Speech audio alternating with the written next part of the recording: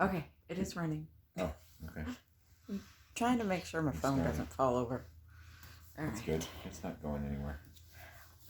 All Hello. right. Our Friday update. Um, well, we could do a check-in. We did listen to last week's video, and we would like to have some flow of um, what's the word? Content, not like sporadic all over the place kind of thing. So I'm checking in, feeling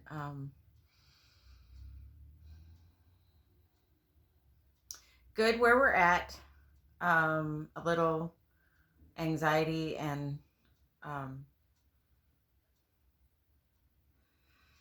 mm, maybe a little bit of fear about where we're going and what we're doing. Only because I think it's the unknown and it's into the um, there's no playbook available. So we're on our own, but I do trust that we're going to be good and be able to keep moving forward. And he has a job.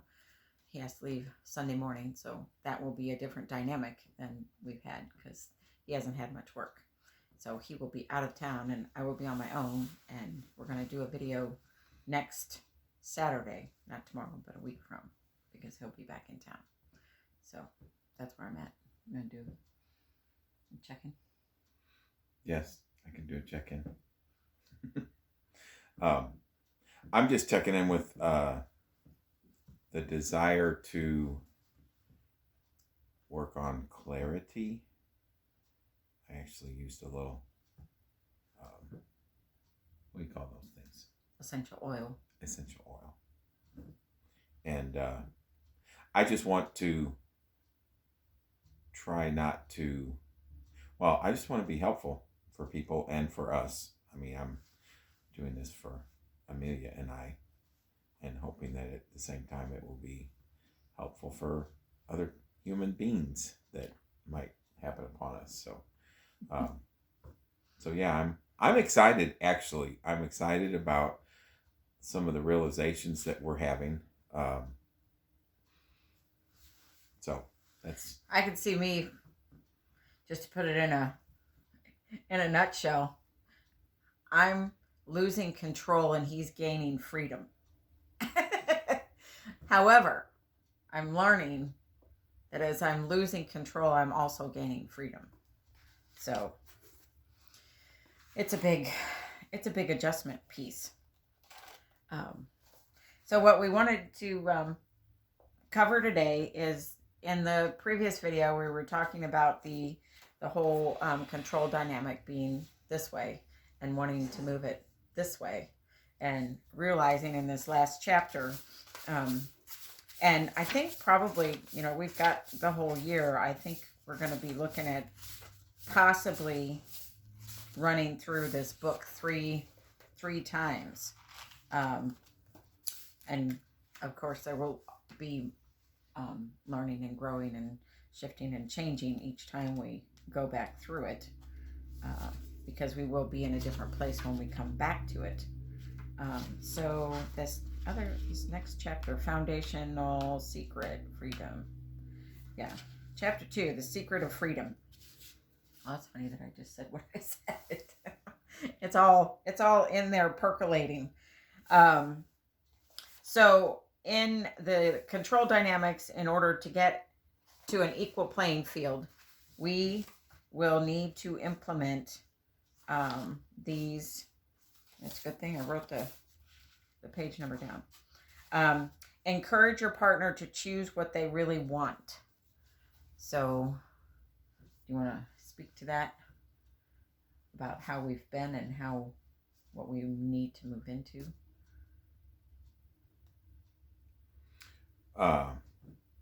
Well, where we've been is,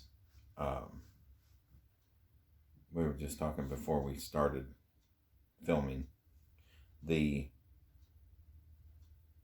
overall dynamic has been Amelia has most of the control, and Roger flows down the river that Amelia designates. It's like, I remember when I was a kid, I used to love to play in the water, and I would make little troughs, and the water would go here, and then I'd put wood to block it, and then it would go over there, and so I'm the water that just goes wherever Amelia directs it, and has directed it. And it's funny because I just asked her a little bit ago, I said, so do you really like hockey and baseball? Because one of the things that we've always done the past, I don't know, except for in the vid We've world. been together 41 years. We figured that out. Yeah, I literally our 41st anniversary of our first date, which was the coronation, my coronation, I My guess. sophomore year, yeah, and your I senior was a year. senior. It was March 28th, and she was allowed to go on a date, even though she was not 16 yet, because it was, I guess, the coronation. I don't know. We managed to get Lila and Bernie to bend the rule a little bit. So anyway, my question was, well, do you really like hockey? Because one of the things that we've always done is we behave as if we like what the other person likes. And the weird thing is, I think we really do like a lot of the same things, which makes it hard to differentiate this whole issue, quite frankly. I mean, it makes it really difficult because we both love to hike. We love the outdoors. We love nature. Yeah. Jesus H. Christ. She actually, I didn't think she was going to want to have a Harley. And I think she likes to be on the Harley maybe sometimes more than I do, which is amazing. But I think it's true, which is, so getting down to figuring out the no's and the yeses is... well, encouraging your partner to choose what they really want. It's really kind of confusing and complex because we do have a lot of the same likes. So anyway, we need to bring curiosity to this whole piece of exploration to find out. He needs to find out what he really likes to do, and I have to find out what I really like to do, and realize that probably 85% of that is going to be something we both like to do. One of the examples I came up with was going to a movie. Like if I suggest to him, oh, hey, you want to go see that movie? And now in the new scenario, movie, The Color Purple. Oh yeah, let's go see The Color Purple. In the new scenario, he gets to say, no, I'm really happy. You can go to the movie and I'm going to go on a hike over here. And so then the dynamic will become, and I've done this before, oh, he doesn't like the choice that I made. Oh, well, would you like to go to something else? Instead of me go ahead and, going to that movie, what I would do in the past is go, oh, he didn't like my choice. I can change. Well, honey, is there something else that you'd like to go watch? And then he may pick a different movie, and I may, we'll just have to, it's going to be a fly by the seat of our pants in each situation, to start to explore the differences and start to explore the individuation and the separating out a little bit. So the next thing is recognize your partner's accomplishments. We've done that a little bit, but we've got a lot of room for improvement, I would say. Just to mention it, to not just let it, go by the wayside and not notice. Support activities that don't involve you.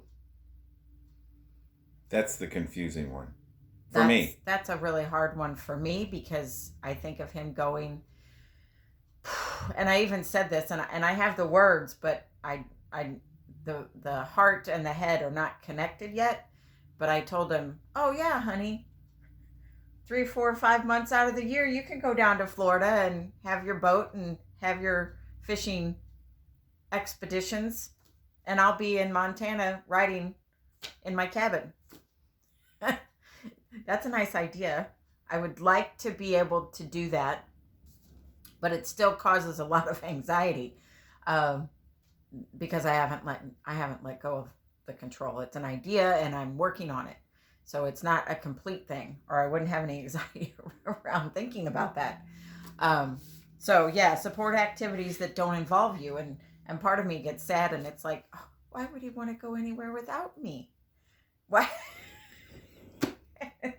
It's like, and he may be going, I need to go away, and we're gonna have to figure that out as he gets off the road, because I think that, in all of its whatever any psychologist, psychiatrist, counselor wants to say about it, I think it's probably kept us together.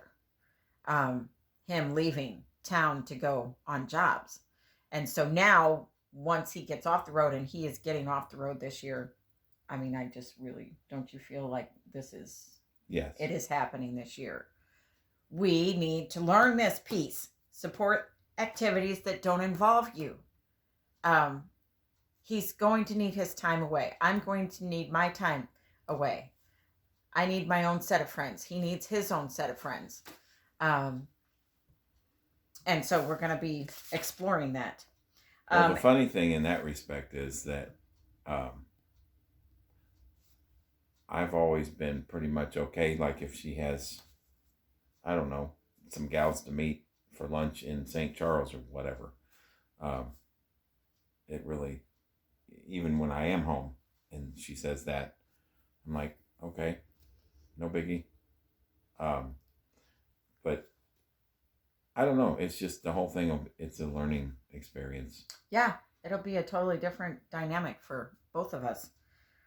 The next topic, extending freedom and making boundaries.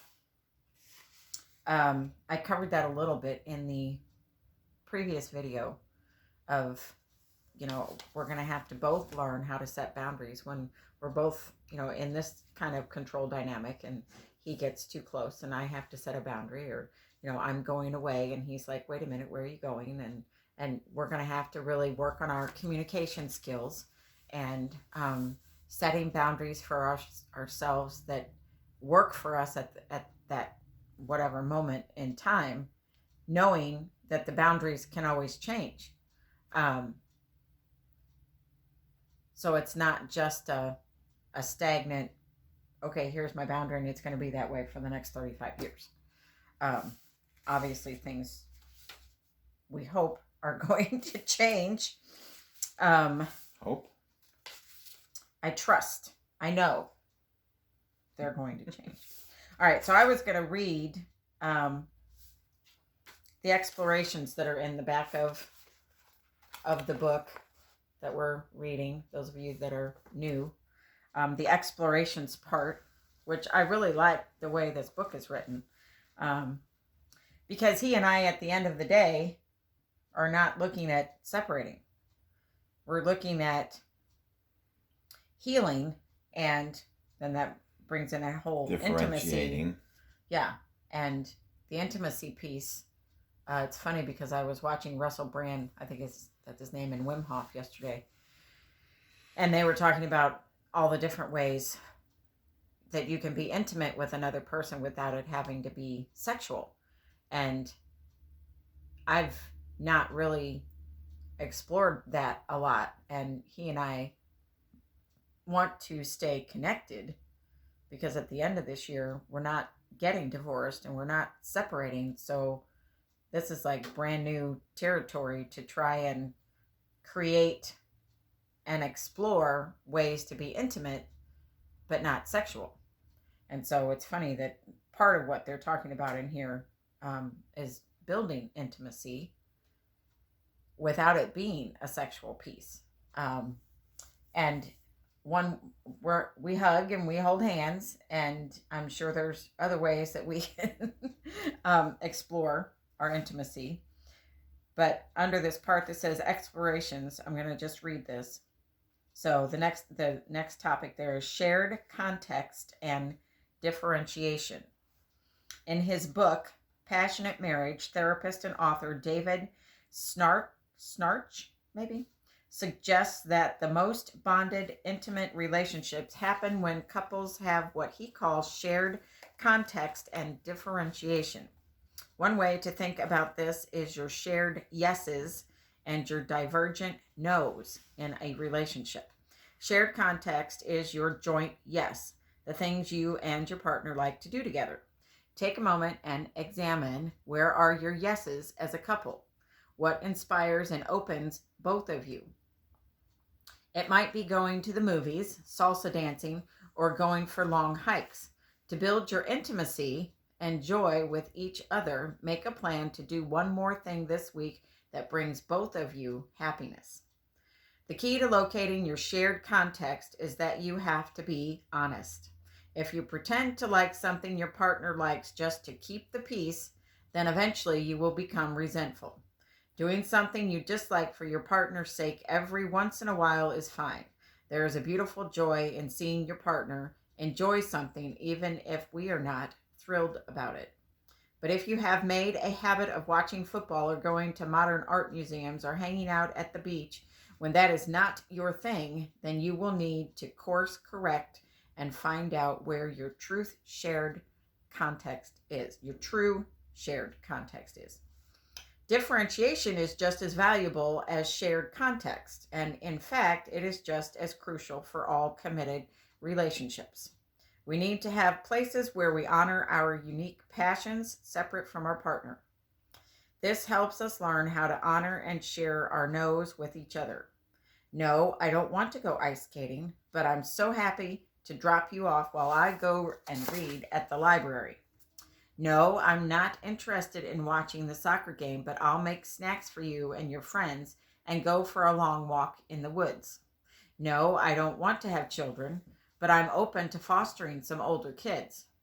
These are divergent no's. As we open to each other's differences, we get the opportunity to learn about how other people view the world.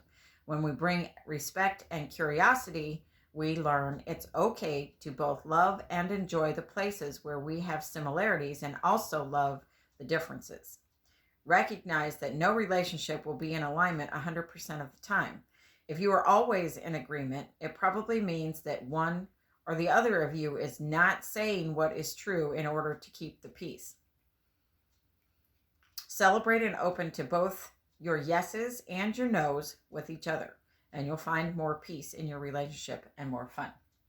Notice the interactions in the upcoming week where you and your partner have shared contexts, yeses, and differentiation, nos. Do you ever find you and your partner keeping the peace to have shared context? Notice if there is a time when encouraging differentiation could provoke a deeper, more honest discussion. And then one of the other things is opening to yes and opening to no. And then the gratitude practice is the last one.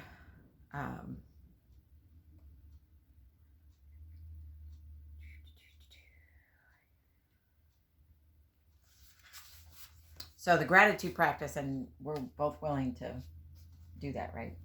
To practice it. Yes. Here's a simple and powerful practice you can do with your beloved. Every night before you go to sleep, tell your partner 3 things they did that day that you are grateful for. These things can be little or big, but it helps to be specific.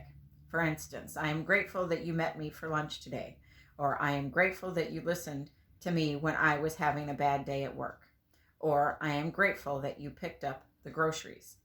Invite your partner to do the same. These specific expressions of gratitude not only create a sense of happiness and well-being, they also support an atmosphere of freedom. So we're realizing there's lots of changes that happen every week. It'll be interesting to see how he and I both show up next week when he's out of town, how we show up when we are on the phone with each other. Right. And to not always be just texting back and forth, but to actually make time for a phone call, which we do pretty good, but I know we don't do the gratitude thing. So that would be something, and I would like to do that on the phone, not just texting. so that we're actually talking to one another and hearing the other person. Um, so I'm still working on, and he's still working on, and I finally have a notebook that I've said, okay, this is our work. This is my work notebook. How do I nourish myself? Claiming what I want more of in my life. What brings me joy? What are our shared yeses and divergent nos? And then the gratitude practice. So, do you have anything else you want to say to the lovely people out there? She went quite British on us. No, I think it's all rather mind expanding. It's interesting to really realize that we've been together for 41 years and how we've just, I mean, I think we've managed to, I think we've been better than just survival mode. But Yes. I'm looking forward to just being more excited about being in relationship with myself, Mm-hmm. and more excited about being in relationship with you. And that's what I see Yeah, and to as have it being this. yeah, instead and that's of- what I see as being possible by actually looking at things that I think most people choose not to look at, because I think most people choose not to look at much of anything. Obviously not those of you that are actually turning this on. Not speaking to you probably.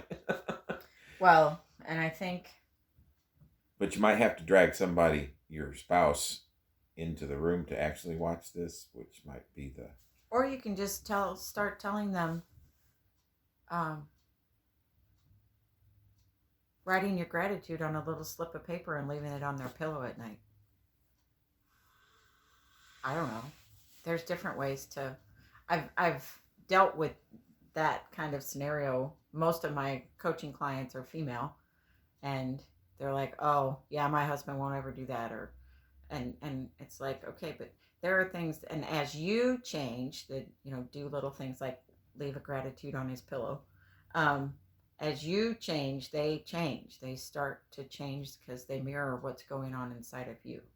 So, Yeah, don't assume that they can't change or won't change, because right. if you had any idea how much I've changed, and I've changed. and both of, I mean, people change. That, I think we as a society tend to assume people can't change, and the reality of it is everyone is capable of change. Yes. So, and the last thing I'm going to say is I was realizing earlier when we were talking and reading is the inordinate amount of energy I have expended in my life since my childhood and the trauma in controlling everything, not just him, not just what the dynamics that go on between us, but controlling the children, controlling the emotional state of the family, trying to control, everything. Dogs. Like everything. Dogs. Chickens. You ever tried to control chickens? They're not easy to control. Just, it's been so much, and I'm really looking forward to keep working on that piece of, I'm in charge of my safety. I am in charge of my safety, and I am a smart, intelligent, and I have to keep saying those, and I know they mean the same thing. Woman, and I am smart and intuitive, and I can feel, is this a good decision? Is this not a good decision? And let's stop see if I don't put my safety responsibility out there in the world, in him, in my children, in the man in Walmart, if I don't put my safety responsibility out there, that I put it in here, a lot less energy is expended because it's in here. And I have to keep telling myself, and it's a reprogramming of my tapes, that I am smart and intelligent and I can make good choices and I am in charge of my safety. Nobody else is in charge of my safety. So we all have such unique dynamics in our relationships, but I know I checked in with some fear and anxiety and stuff, but now I'm checking out, feeling focused and excited, and happy. So, do you want to do a checkout? Maybe we should do that. Do a check-in and a checkout. I'm checking out with, well, trust that there was some clarity gained. Yeah. That's it. So, subscribe, like, share your comments, please. We like to be engaged with people. It's nice to get comments. Yes, it is. I got a video text, or no, a voice text. Audio text. Yeah, Yeah. I don't even know the right terminology, from a gal that watched our last video, and that was very nice to get some feedback. Positive feedback. Yeah. You can have negative feedback too. That's all true. good. I think we're fine with kind of negative feedback. feedback. Yeah. You can say, "What the hell are you doing?" Okay. Yeah. It's about time. We're over 26 minutes. Yep. All righty. Have a good Friday. Have Yep. a good rest of your weekend and next week, and we'll see you next Saturday, a week from tomorrow. Bye. Yep. Peace out.